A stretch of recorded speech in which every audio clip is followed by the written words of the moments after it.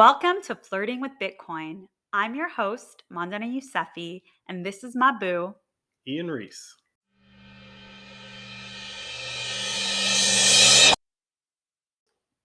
Okay, episode 4. How you doing, Ian? Feeling good. Ready to drop some knowledge as Oh, always. yeah. Well, we launched, whatever you want to call it, the podcast a couple of days ago, and it's kind of been a wild ride since.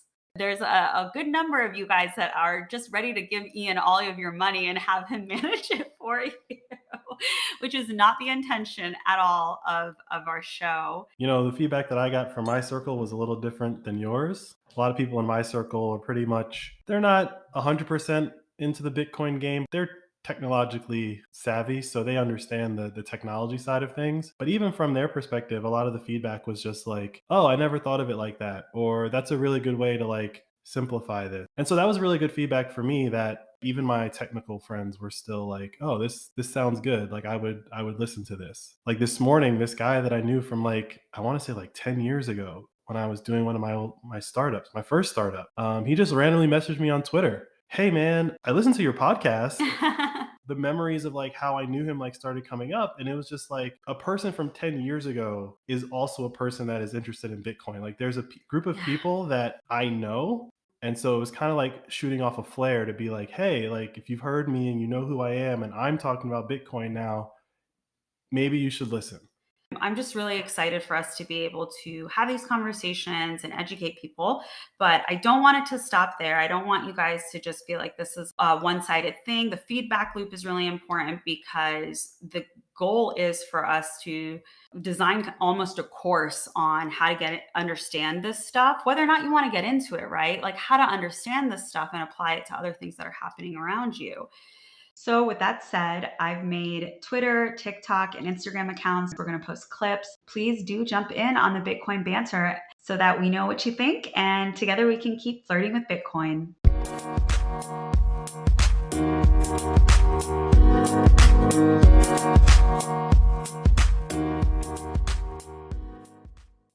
Okay, let's get into it. We learned a lot in the first 3 episodes. The first episode is where I asked, with all these other cryptos that are out there, why is Bitcoin the one that I should be learning about and paying the most attention to? Yeah. And I do think you made the case for it. And ultimately, whatever you're doing to like make money in the short term, it should end up in Bitcoin. Correct. Bitcoin is your savings account. Yes. And from there, we went, with a dramatic twist into episode 2. You're explaining like why we hear negative things about it, like the likely propaganda against it and the efforts to kind of cast a shadow over how much power there is in owning Bitcoin. So yeah, we call that in the Bitcoin community FUD, fear, uncertainty, and doubt. And those news articles are designed to make you either afraid of it, make you uncertain of it, or make you doubt it. Episode 2 is probably when you convinced me, because in that same conversation is when I finally do ask, how can I go about buying Bitcoin? And so I understand Bitcoin exchanges. I was also reminded that we have a credit card that gives us Bitcoin rewards. It sounds like this FUD thing, it absolutely worked on me up until episode 2. So I think, haha to them. Episode 3, I think, was one of like the more empowering conversations for me, because up until that point, I didn't really understand the security of Bitcoin. And I just thought, oh, it's really secure.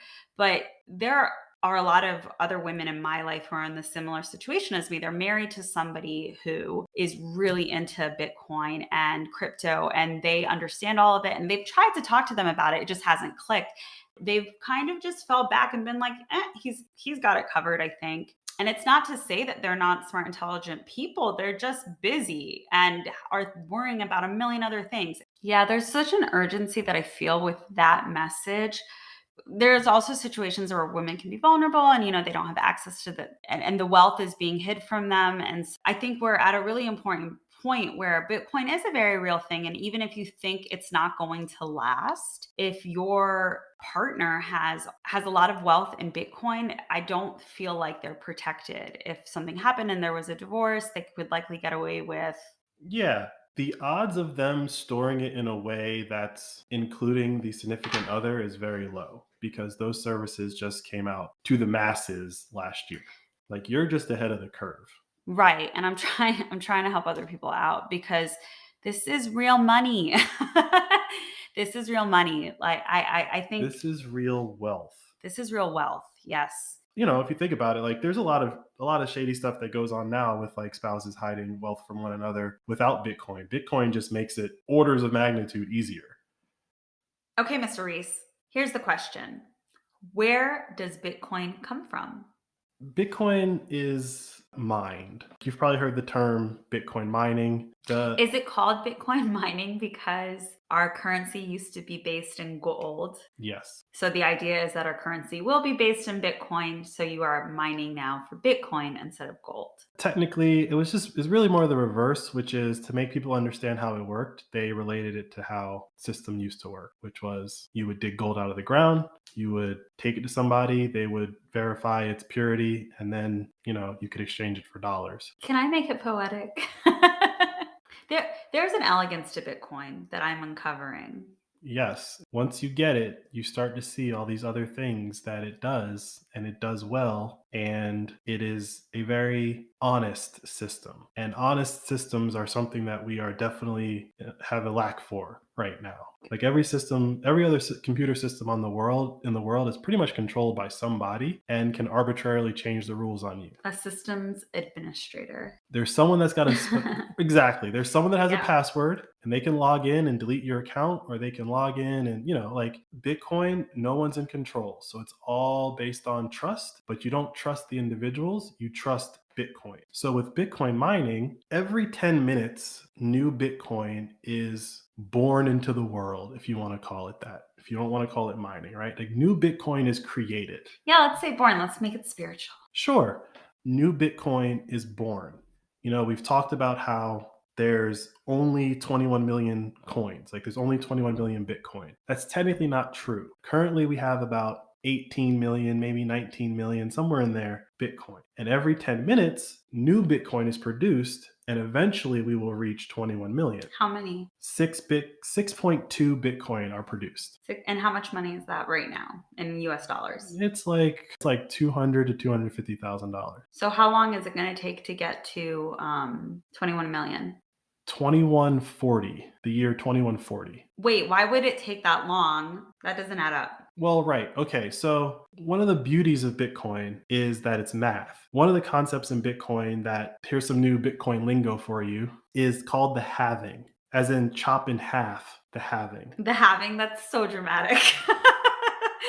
It is a dramatic thing if you think about it, because every 4 years, like right now, every 10 minutes, 6.2 Bitcoin are created. And in 2024, that number is going to get cut in half. Hence the term, the halving. So every 4 years, the reward, the new Bitcoin that gets created every 10 minutes decreases. Do they throw parties? When's the next one? We'll throw a party. Okay. The last one was in May 2020.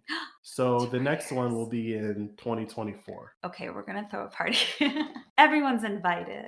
You know what? There is a very strong possibility that the way that we celebrate Nowruz, this is one of those things. It's going to be programmed into society until the day Bitcoin stops running. When you compare something to Nowruz, which is the Persian New Year, it's incredibly spiritual because it's tied to the lunar calendar and it's the first day of spring. You can't help but feel good things on that day. And here's how we tie those two concepts together. In perpetuity, because we have math that tells us how the planets orbit the sun, the tilt of the planet, right? Like everyone on the planet can agree that like today's night and day are going to be the exact same. And that agreement has been cultural if you celebrate Nowruz, but that agreement is technically based in math. The math says this is that day. Bitcoin is very similar. And we can all agree on that, but it's also in math. There are websites that are countdowns to the next halving. We know when it's going to happen. Oh, and it's just like Nowruz. Bitcoin is almost identical to that. It doesn't matter who your leaders are. It doesn't matter what religion you observe. None of that matters. The halving is happening in 2024. And unless you kill all the electricity on this planet, that is a guarantee.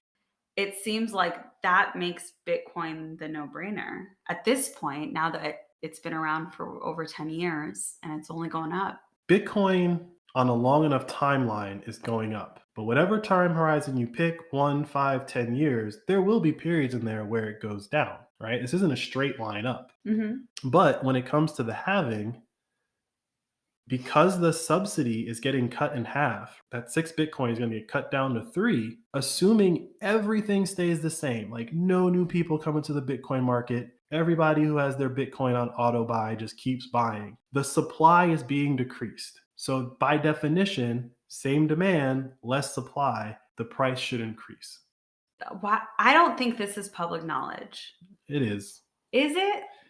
Once you decide to start learning about Bitcoin, here we are, episode 4, Hmm. and you're learning about the halving. Because the halving is so integral to why, A, Bitcoiners believe it will go up on a long enough timeline, but also B, the halving is what incentivizes people to get into the mining game to begin with. Because if you get into the mining game today, the subsidy is 6 Bitcoin every 10 minutes. But if you wait till 2024, the subsidy will be 3 Bitcoin.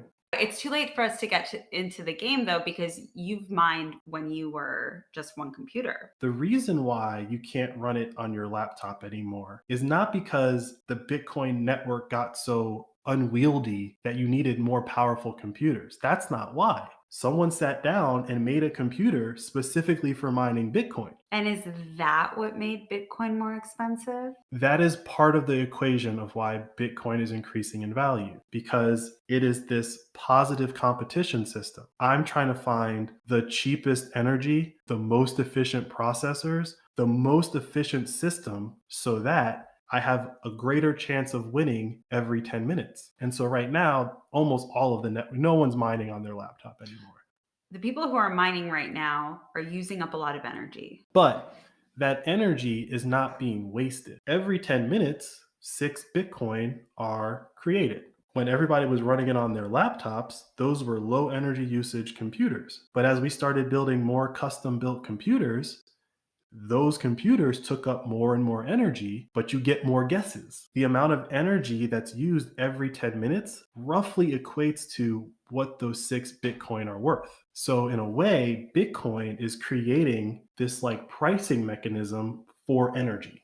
So then is it a bad thing when there are more Bitcoin miners? Because then it's costing more to mine the same amount of Bitcoin. The more computers that are on the network, the more the network is secure. And so one of Bitcoin's key value props is security. The more energy, literal energy, electricity that people use to power the Bitcoin network, the stronger it becomes. The stronger it becomes, the more valuable it is. The more valuable it is, more people get into the mining game, and thus the cycle continues. And the more people that get into the mining game, the more competition there is to have the lowest operational costs, Exactly. which means that you want the cheapest energy, which means that Bring it home, babe. I'm just bringing Bring it home. Which means that it breeds innovation in renewable energy. I would only make one change to that, Okay. which is it breeds innovation in energy. Ah. Because Bitcoin doesn't care where the energy comes from. If the energy happens to be renewable and happens to be cheap, great, I'll use that. So part of the Satoshi Nakamoto project, was this an intention of that project to make the race for cheap energy? It would be very hard for a person to sit down and design that system explicitly. But if you just design a system that has a couple of like ground rules that are never going to be changed, everyone can react to those rules. They understand the game, and the rules of the game are never going to change. And so I can build a business around that. I can innovate around that. And I can do simple math to say, for example, well, if I put my Bitcoin mining operation over here and energy costs are 5 cents a kilowatt, or I put my Bitcoin mining operation over here and energy is 3 cents a kilowatt, okay, there's got to be a pretty good reason for me to not go to the 3 cents a kilowatt location. And right now, a lot of those 3 cents a kilowatt locations are just in the middle of nowhere. It's not that these Bitcoin miners don't want to go there. It's just that there's no people there. The infrastructure isn't there. But now they're incentivized. Right, because it's a almost immediate payoff. Almost immediate. That's what you're seeing. You're seeing a lot of Bitcoin miner operations popping up in the middle of nowhere.